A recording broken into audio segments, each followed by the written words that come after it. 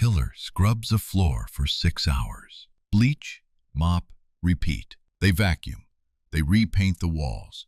They throw out every piece of furniture. The crime scene is spotless. But when detectives walk in and spray one chemical, the entire room glows electric blue. Every drop of blood that was ever there, every footprint, every splatter they thought they erased, all of it, visible again. That chemical is called luminol, and it has solved some of the most brutal crimes in history. Here's the problem investigators face every time. Killers aren't stupid. The first thing most of them do? Clean up. Bleach destroys DNA. UV light misses what the naked eye can't see.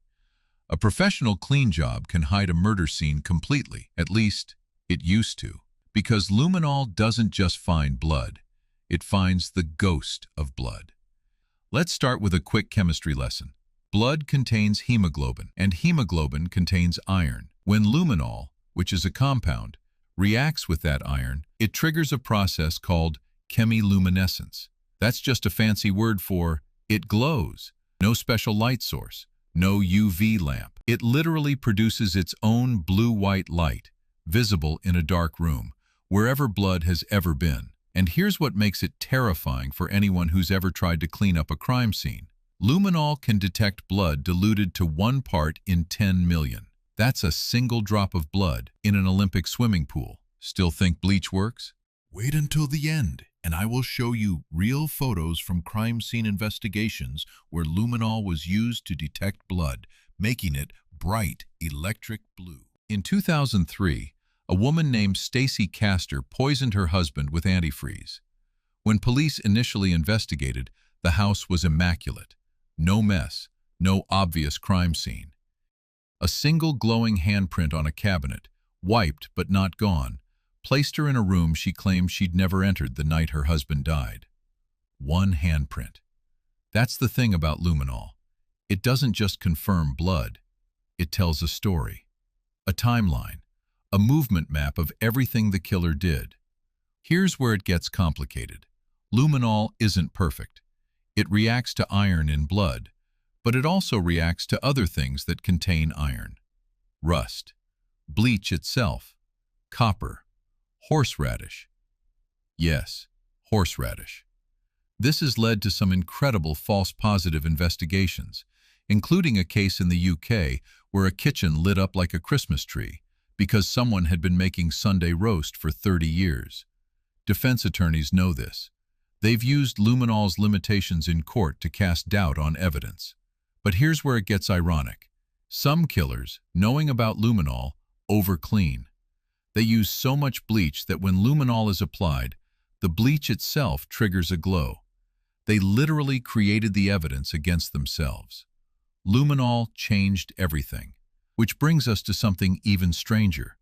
What happens when killers know about luminol and try to use that knowledge against it? The most famous luminol controversy in history? The O.J. Simpson trial. 1995. Investigators found luminol reactive spots in Simpson's Bronco and along the driveway of his estate. The defense argued, contamination, false positive, no actual blood proven. The jury agreed. And to this day, forensic scientists debate whether luminol evidence alone, without confirmatory testing, should ever be admissible. That debate is still happening, right now, in courtrooms. Because luminol is powerful, almost supernaturally powerful, but it requires backup. Think of it as the first witness, not the last. So we've got a chemical that can find blood that's been cleaned, diluted, and hidden for years. We've got cases where it caught killers who thought they were untouchable. And we've got a flaw that defense teams exploit, and that killers accidentally weaponize against themselves. But what about the biggest question? What does an actual luminol crime scene investigation look like? Detectives seal every window, kill the lights. One person holds a spray bottle. One person holds a camera. They move slowly, methodically. Then they spray. The spotless, scrubbed, repainted room that the killer spent days destroying comes alive. Blue light blooms where footprints used to be. Ghost handprints appear on walls. A drag mark glows from the bedroom to the back door. The story of what happened writes itself in light. This is what solved the case of Ivan Milat, the Australian backpacker killer. Investigators found luminol traces in the floor of a cabin cleaned so aggressively that nothing visible remained. That glowing floor connected Milat directly to his victims. Remember the beginning of this video? A killer who scrubbed a floor for 6 hours, used bleach, repainted the walls.